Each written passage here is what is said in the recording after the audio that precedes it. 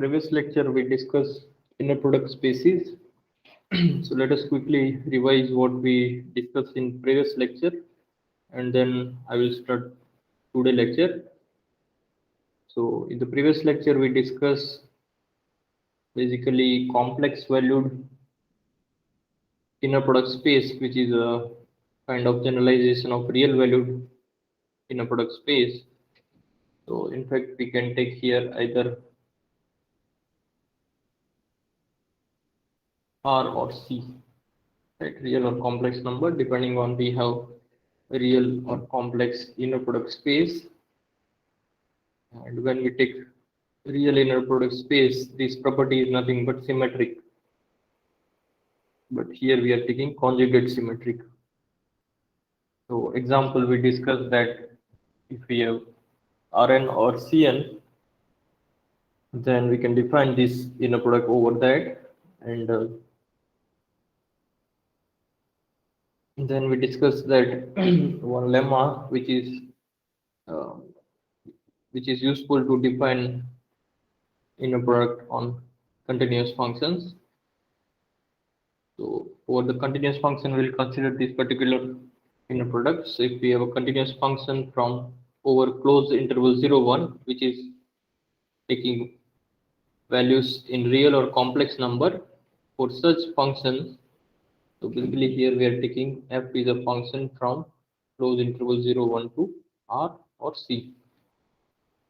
So for such functions, we can define this map, which we can easily check that it is a inner product space. So basically we are going to use the lemma which we proved before this statement, and then we know that every inner product space will give us a norm. So every vector space over which we can define inner product, that is a norm linear space, where norm is given by this relation.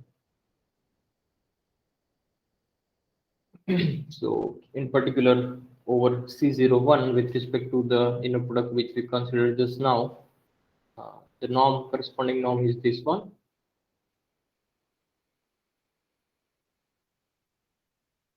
And over every inner product space we can define uh, the norm satisfies Cauchy-Schwarz inequality in every inner product space. Whenever with respect to this norm which is coming from inner product, with respect to this norm, if every Cauchy sequence is convergent, then such a norm linear space is called the Hilbert space. So examples, we know that set of real numbers. I'm sorry. So set of real numbers is a let us write down example. So if we take set of real numbers and we define inner product. So if you have two real numbers x and y, inner product is xy. So with respect to this inner product, the norm is basically square root of xx. So that is square root of x square, and that is basically the modulus itself. So norm here is modulus basically, and yeah, with respect to this norm, R is complete. So R is a Hilbert space. Similarly, Rn is also a Hilbert space. Set of complex number is also a Hilbert space, because in that also every Cauchy sequence is convergent with respect to modulus.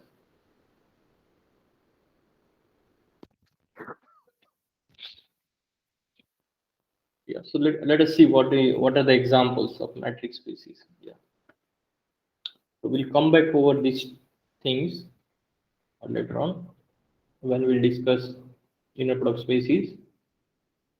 So we discussed this example, complete matrix space. If we have an countable intersection of open dense set, then it is a dense set.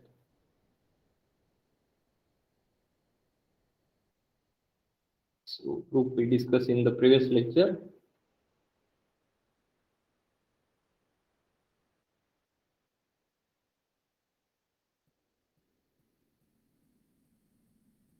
And then we discuss the continuity definition in terms of sequences. So if we have a map T from X to Y, where Y is a metric space, then such a map is continuous if and only if this sequential continuity property is satisfied. And then we discuss the proof that this definition in terms of sequential continuity is equivalent to usual continuity definition in the matrix spaces. Okay, so today let us start with some example of complete matrix spaces. So the first example is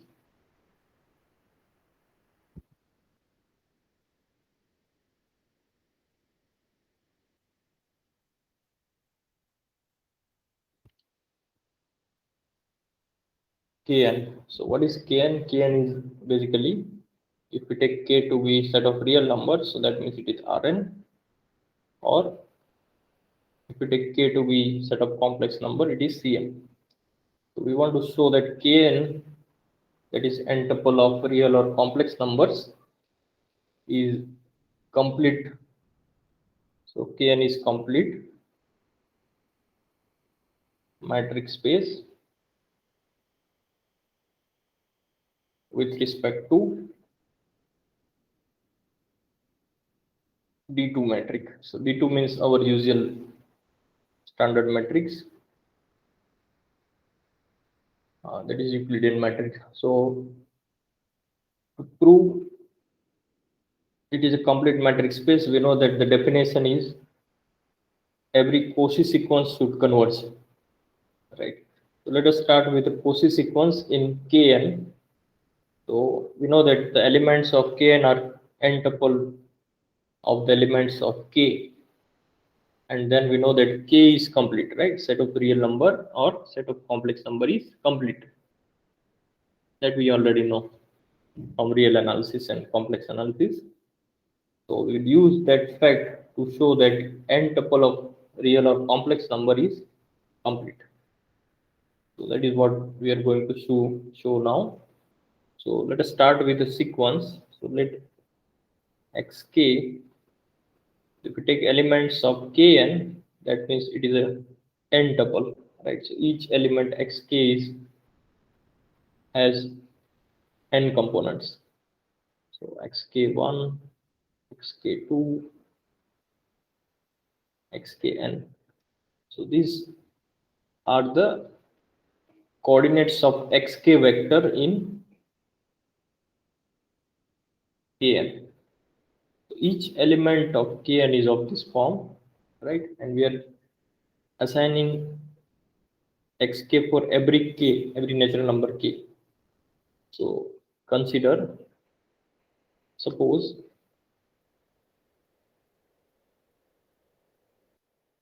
xk is a Cauchy sequence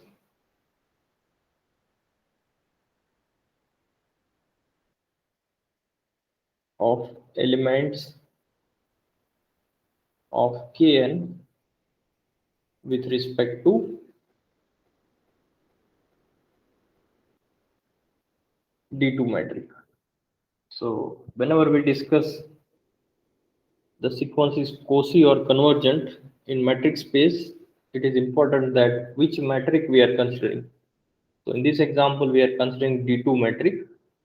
We already discussed that over Kn, we can define at least three metric. First is D1, second is D2, third is D infinity. So in this example, we are discussing D2 with respect to D2 matrix. This sequence is Cauchy. So by the definition, what does it mean? It means for every, we know the definition of Cauchy sequence. For every epsilon greater than 0, there exists a fixed natural number such that two distance between these vectors xk and other vector xl is less than epsilon for all k and l greater than or greater than equals to n. So this is the definition of Cauchy sequence. So that we already know. And now we are going to use what is the definition of D2 metric. Right? We know that xk is the vector whose n components are xk1, xk2, xkn. Similarly, xl is a vector whose components are xl1, xl2, xln. So if we take two such vectors, then their distance, we know that its Euclidean distance is summation of the components xkj minus xk xlj square its square root, right? So this is d2 distance of xk and xl vector in Rn or Cn, and we know that this is less than epsilon, right? So this condition means that is this holds for all k and l greater than n. So this is coming by the definition of D2 metric, and then we know that if we have a square root, we can square both the sides. So what we get is we get summation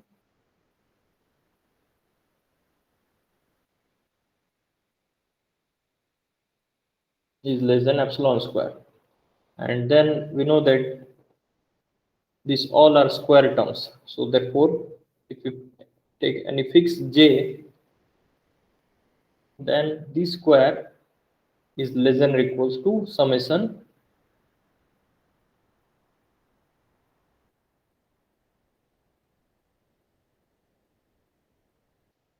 which is less than epsilon square. Yeah, so Vaibhav, is this clear, the first inequality? Yes, Akhilesh. Yeah, okay. So this first inequality, basically we are saying that if you fix the jth coordinate, then this is less than or equals to summation, and then it is less than epsilon square. So this is true for all. Yeah, so that thing I am not writing, but we should write that for all k and l greater than n. Here also k, l, n greater than n, and this is true for all j, all fixed j. So that means what we got is we got this term is less than epsilon square. So that means if we take square root both the side, then we take for each j is equals to 1, 2 up to small n. So we have n coordinates, small n coordinates. We get modulus xkj minus modulus xlj is less than epsilon for all k and l greater than n. So that means what we are getting? We are getting xkj is a Cauchy sequence in k, right? Because what is xkj? Xkj is the jth coordinate, and we are taking each coordinate from k. So xkj is the element of k, and k is real or complex numbers. So that means we have a Cauchy sequence in real and complex numbers, and we know that k is complete, right? Because k is r or c, r and c are complete. So if you take any Cauchy sequence in k, it always converges by the definition of complete metric space. So therefore, xkj converges to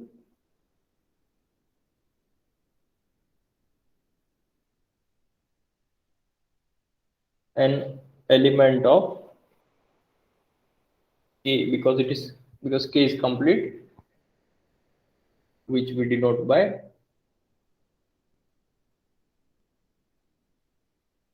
so this xkj is a Cauchy sequence in k. It converges to some element of k. That element we will call xj. Right, that is a complex number. We are giving that number the label xj. So this is true for every j.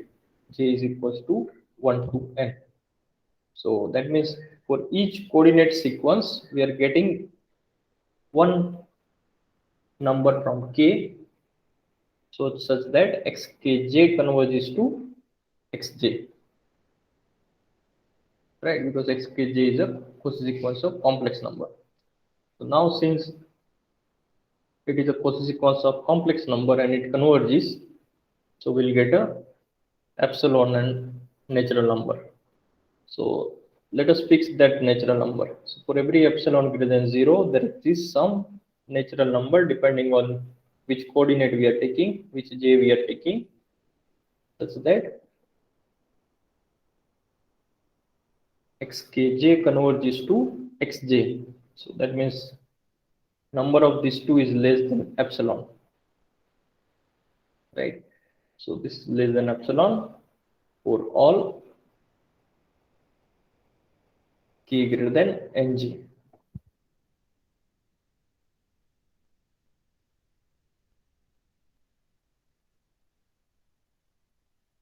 So what we'll assume is if we take this epsilon, then later on we will get some term which is a multiple of epsilon.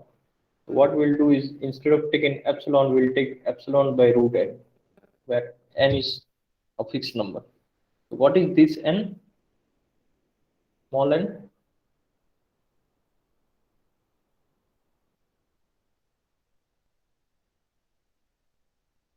We use the notation small n for what?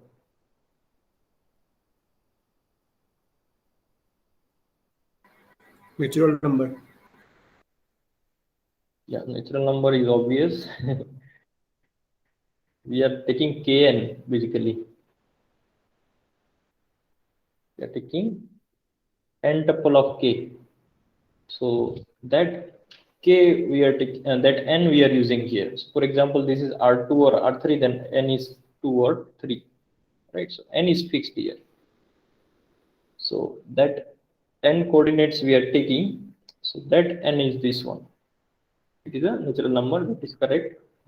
That n is basically the kind of dimension which we are taking as Rn or Cn. So that n we are using here. Why we are using that we'll see in a minute. So here we use that xkj converges to xj, so that will satisfy this definition in terms of epsilon n. And then we know that if we have so many nj, then to find a common n, we take the maximum. So take the fixed natural number n to be the maximum of n1, n2 up to n. Yeah. So once we do this, then for all natural number greater than this fixed number, we get, so we need to show that distance of xk with x. So we want to show xk converges to x, right? So what is x here? Let us fix that. So let x be the vector in Kn whose coordinates are x1, x2, xn. Alright, so this is the element of Kn. And what is x1, x2, xn? x1, x2, xn are the limit of xk1, xk2, xkn sequence. So now we define x, and now distance of xk and x, we know that Euclidean distance is j running from 1 to n, xk j minus xj square root of that, and so now we can use this. Why we are defining this epsilon by this? So if we take each xkj minus xj is less than this number, then this is less than square root of epsilon by root n, right? And then if we sum all these numbers, then what we get, I think we should not take root n, we should take, let me see. Okay, so we are taking square, right? So if we take square, then this is epsilon square by n, and then we know that this number does not depend on j. So that means that is a fixed number. So if we add that n times, then we get epsilon square by n into n. So n will cancel, and finally we get epsilon. So distance of xk and x is less than epsilon for all k greater than this fixed natural number, which is the maximum of n1, n2, nn. So therefore, this coordinate sequence xk converges to x in D2, and clearly x is element of k, so therefore Kn is complete metric space with respect to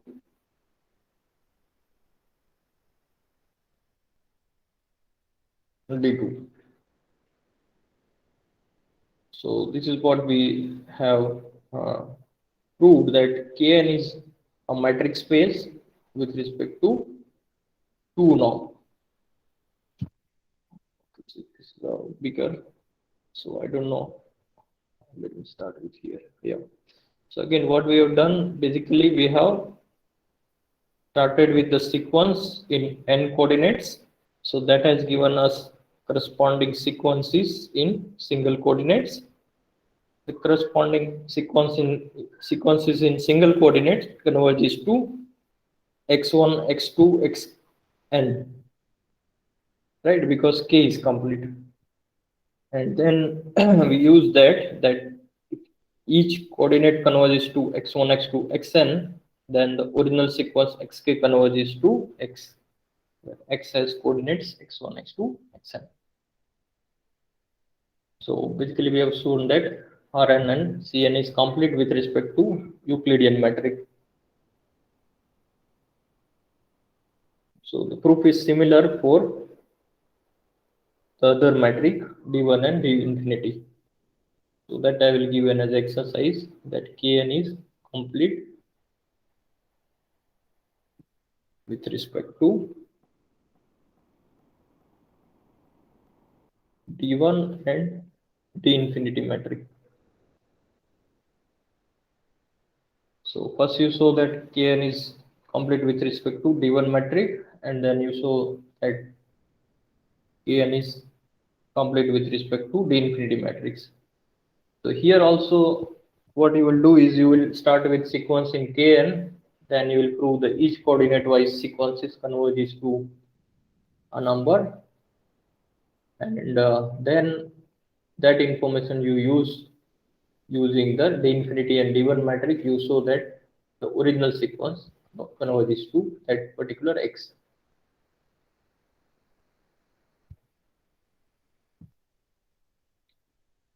Okay, so now the next example is in terms of continuous functions. So we need to discuss that x equals to c a b.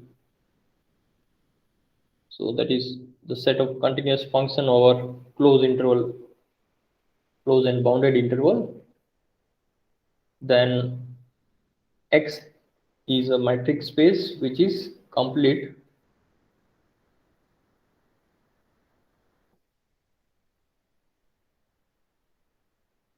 with respect to supremum norm. So supremum norm or supremum distance is supremum of f and g is supremum of modulus of ft minus gt, where t belongs to closed interval ab. All right, but then we know that if we have a continuous function on closed interval, then the modulus f is also continuous on closed interval.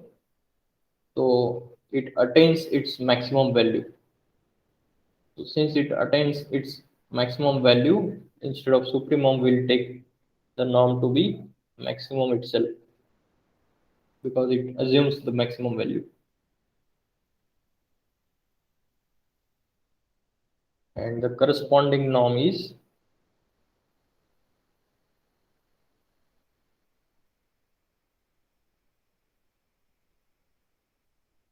subnorm is supremum of f, that is given by maximum of modulus ft, t belongs to closed interval ab. Right, so this is a corresponding norm, and that is basically d infinity 0f.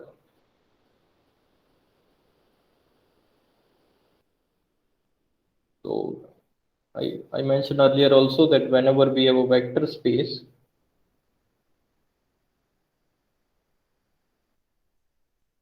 metric and norm are defined using this relation. Okay, so let us discuss the solution of this. So here also what we will do is we'll start with a Cauchy sequence of continuous functions, right?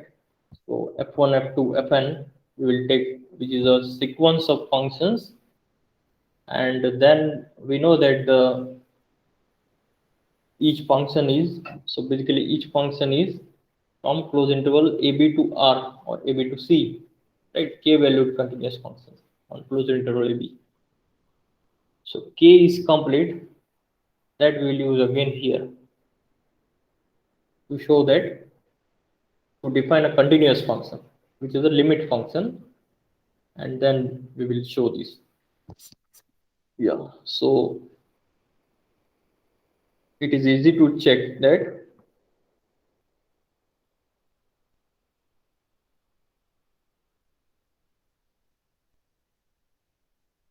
yeah, f, this is the norm. So for example,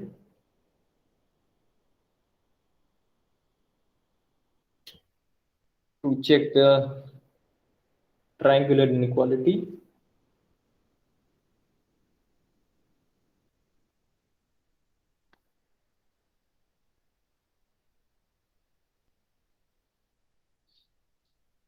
fix an element x in closed interval ab. So if we fix any element of closed interval ab, then we know that modulus fx plus gx, so f is a function from closed interval ab to k, so that means this is a real or complex number, and then we know that real and complex number, we have the triangular inequality, so we can write it as modulus fx plus mod gx,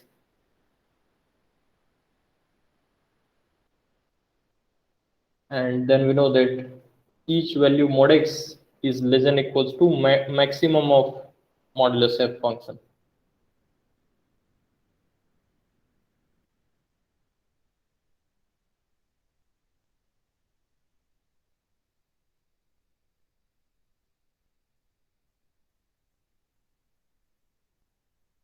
Right. Similarly, if x is fixed, then modulus gx is less than equals to maximum value of mod g function.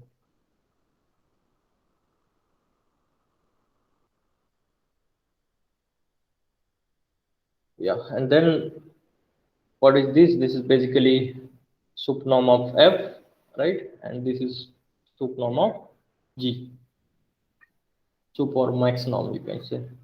So what we have proved is if x is fixed, then for each x, modulus fx plus gx is bounded by this fixed number. So now if we take maximum over each x and we maximize this function, then that maximum is also less than equals to this fixed number. So therefore maximum of f plus g function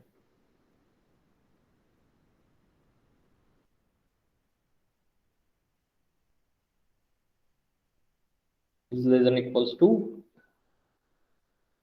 max of mod f plus max of mod g. Yes, finally what we proved is f plus g sup norm is less than equal to sup norm of f plus sup norm of g. So triangular inequality holds. Yeah, so it is easy to check the other properties, and therefore this is a norm. So in other words,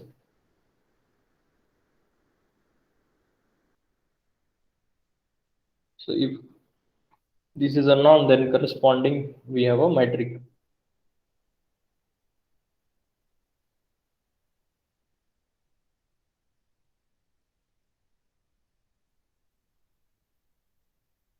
So now we have a metric on the set of continuous function on closed interval AB. We want to prove that it is a complete metric space. So to show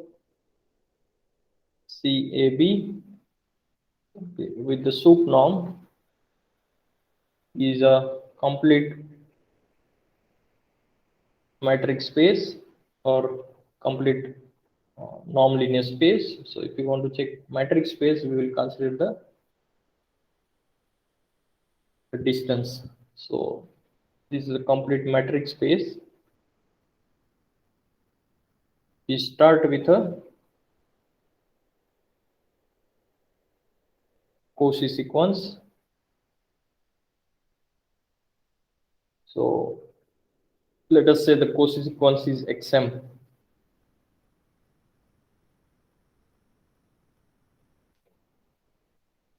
So xm is a sequence of continuous function defined on closed interval AB.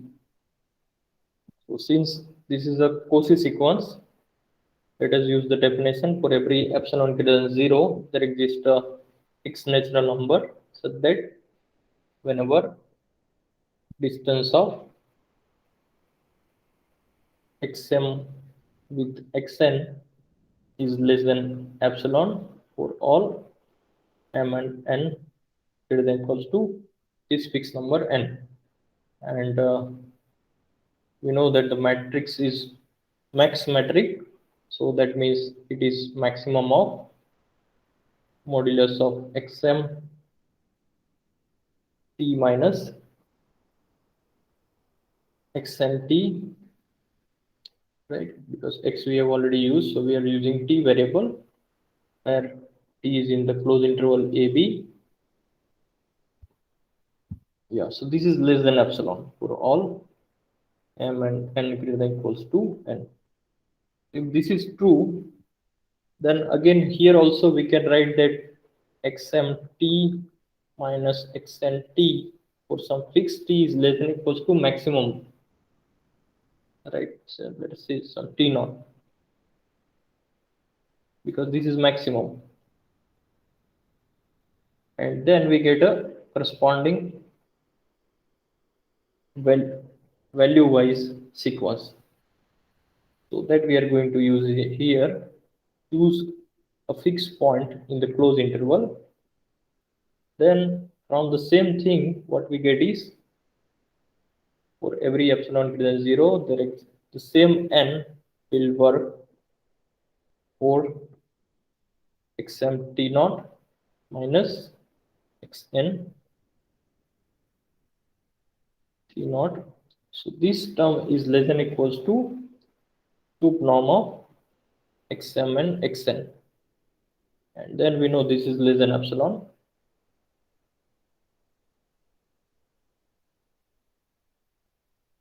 Right, because here we are taking maximum over each t. So if you fix t, then that particular value is less than equals to maximum value that we have used here. And now this gives us Cauchy sequence of elements of k, because xm is a function from closed interval ab to k, right? Real or complex valued continuous function. So therefore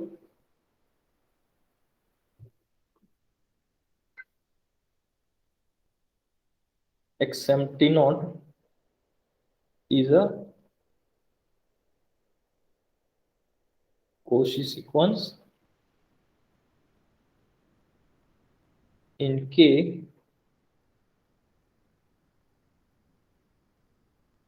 Cauchy sequence in K, and again K is complete. So we get xm t naught converges to some element of K. So that element we will denote by xt naught, right? Because we are getting that number for each t naught. For each t naught, we have a sequence xm t naught, pointwise sequence, and then pointwise sequence converges to some number depending on which point we are taking.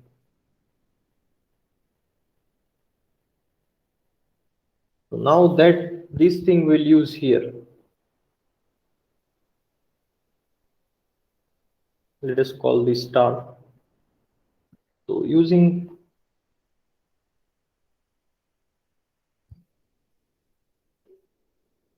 this limit in, so using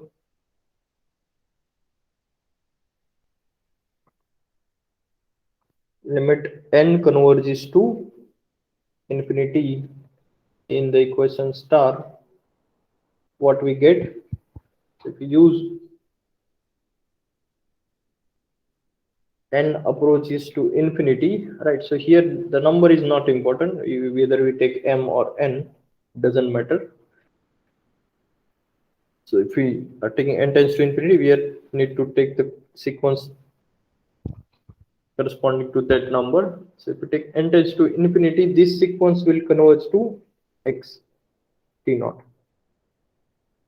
So basically we will get xm t naught minus x t naught satisfies this property. So let us write down that what we are getting. So we get for every epsilon greater than 0, there exists natural number such that xm t naught minus x t naught less than epsilon. Right, so basically what is this? Yeah, so this is less than epsilon for all m and n greater than equal to n naught, and this is true for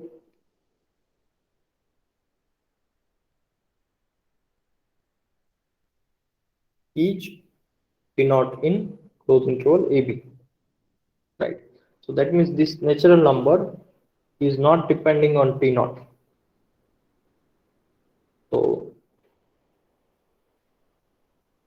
So basically this is uniform convergence, right? So since n does not depend on t naught, we can take here supremum. So if we take supremum, we get for every epsilon greater than 0, there exists n belongs to n, such that maximum of xm t naught minus x t naught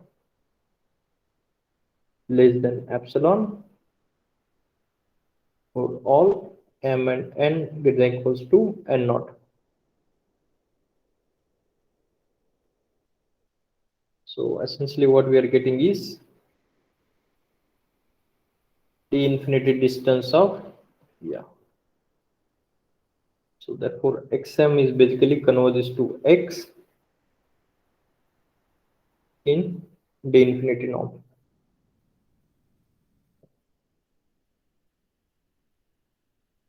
So therefore CAB is complete.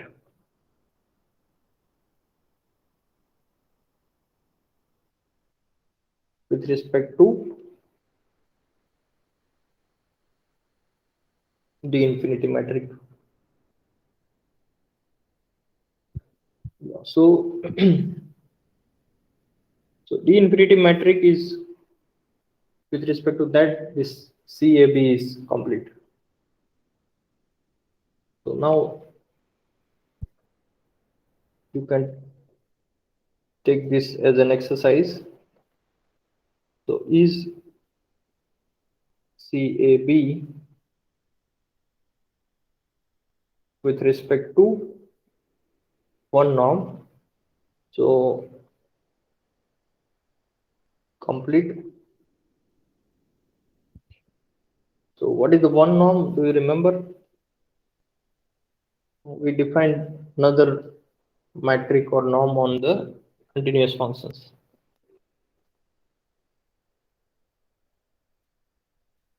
So one norm is basically integration 0 to 1. So here not 0 to 1, but here we have interval a to b.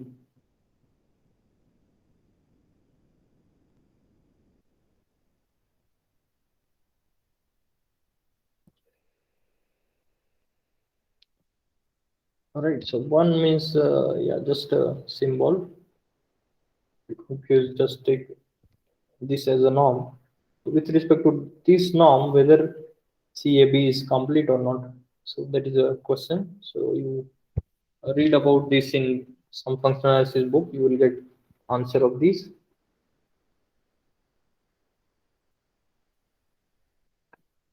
And the answer is related to uniform continuity. So let us discuss that, the definition of uniform continuity.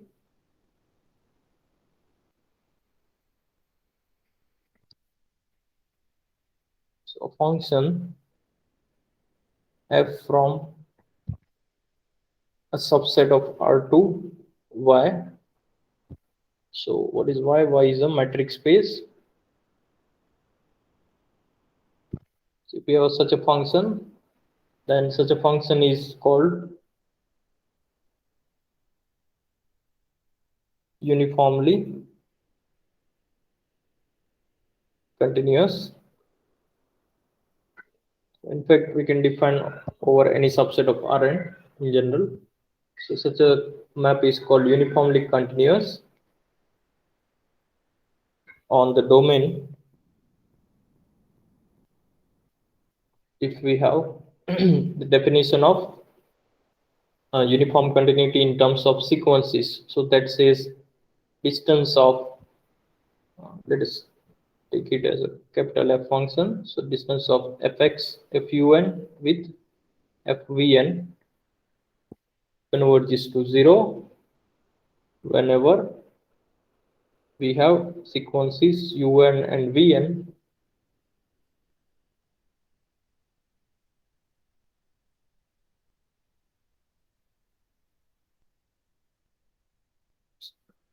so that distance of un minus vn converges to 0 as n tends to infinity.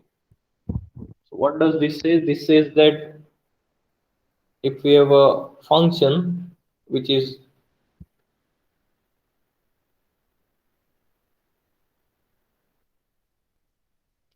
defined from x to y, where y is a metric space and x is any subset of Rn, then such a function is uniformly continuous if and only if distance of fn, fun and fvn converges to 0 whenever this criteria is given.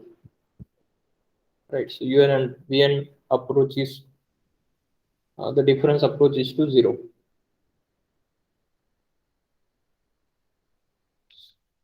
So this is a Euclidean metric because this sequence is in Rn. So earlier also we have seen that the sequential continuity is equivalent to the epsilon delta definition. So epsilon delta definition of uniform continuity is that for every epsilon greater than 0, there exists delta greater than 0 such that whenever y distance of fu and fv is less than epsilon, whenever u and v are elements of x such that the distance of u and v is less than delta. So whenever this happens, this should happen.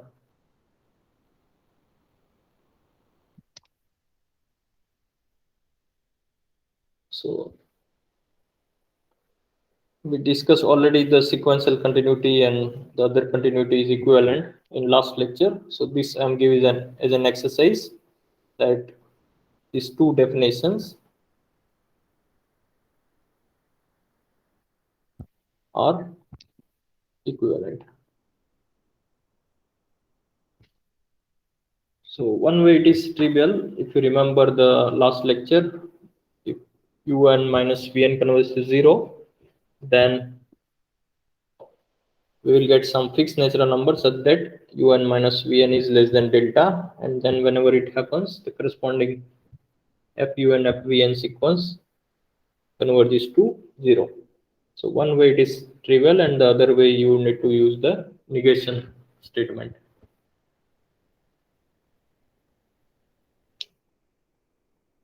So the first result which we want to prove in terms of uniform continuity is that if you take closed interval AB, that is basically a compact set, so closed and bounded subset of R, and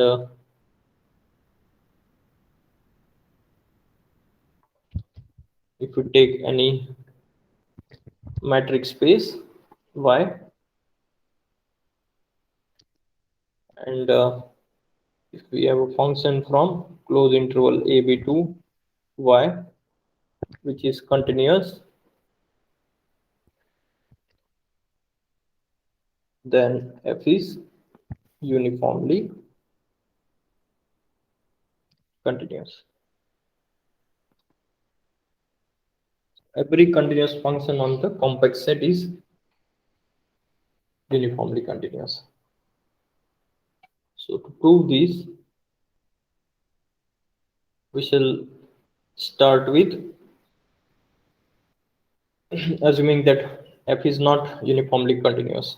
So first assume that suppose f is not uniformly continuous. So that means this definition fails, that there exists a sequence of that this converges but this doesn't converge, right? So that is the negation. So it is not uniformly continuous means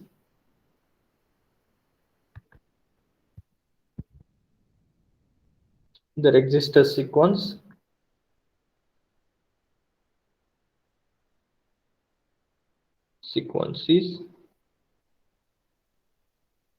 in X such that so the sequence is that distance in X converges to 0, right? So distance in X means in the closed interval. So that is a usual metric in R, but distance in Y of FUN and FVN does not converge to 0.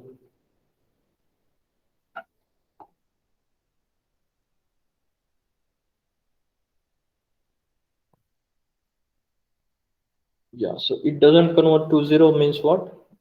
We have the negative statement. So whenever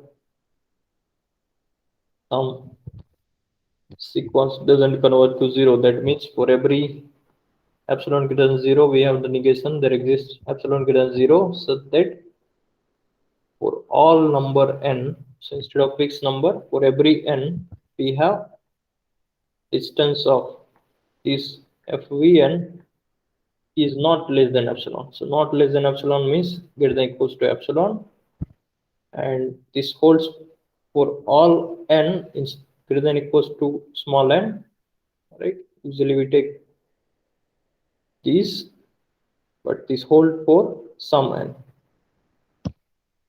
So that is the negation statement. So what does this gives is whatever n we take, we will get a bigger m so that this holds.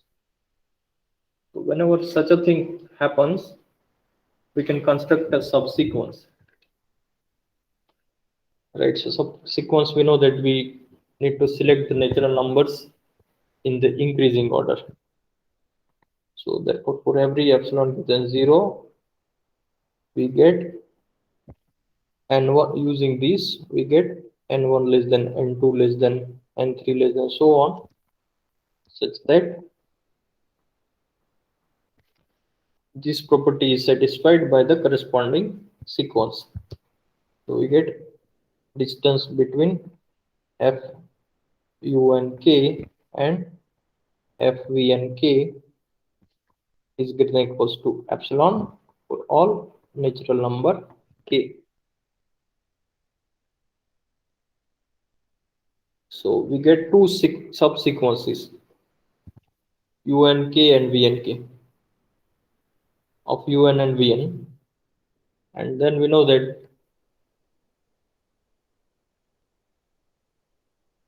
if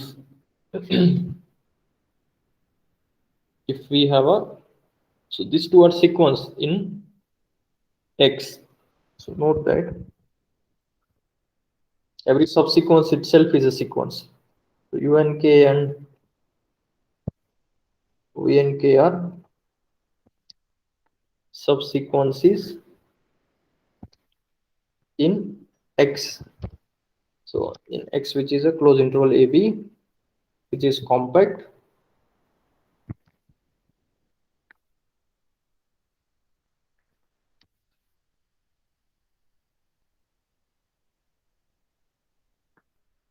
so these are sequences, right?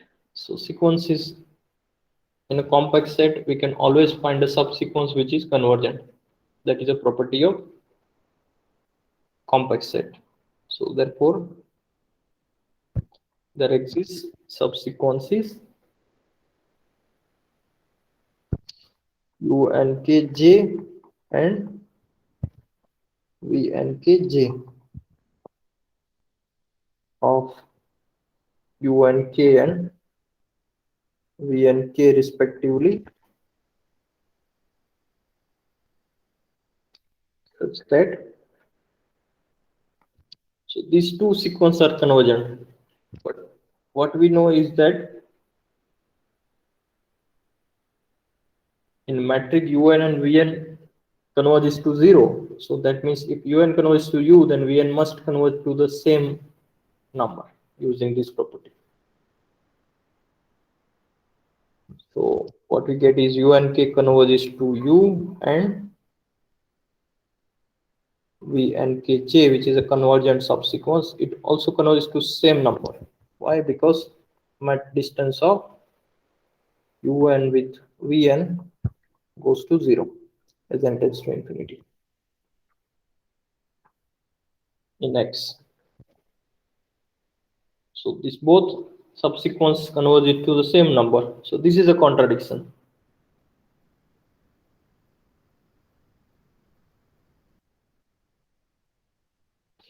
Why? Because f is continuous.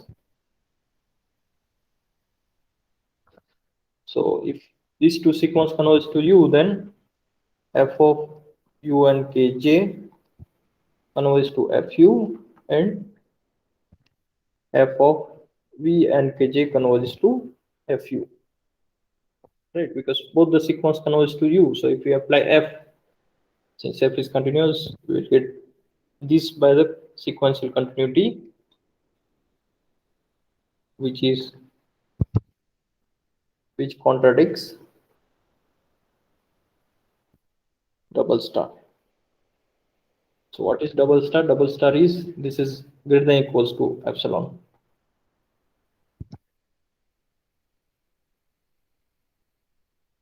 So if it is greater than or equals to some positive number, both the sequence cannot go to the same number, otherwise the distance will go to 0. So that is a contradiction here. So therefore our assumption is false, and that means f is uniformly continuous. Okay, so today we are stopping here. So if you have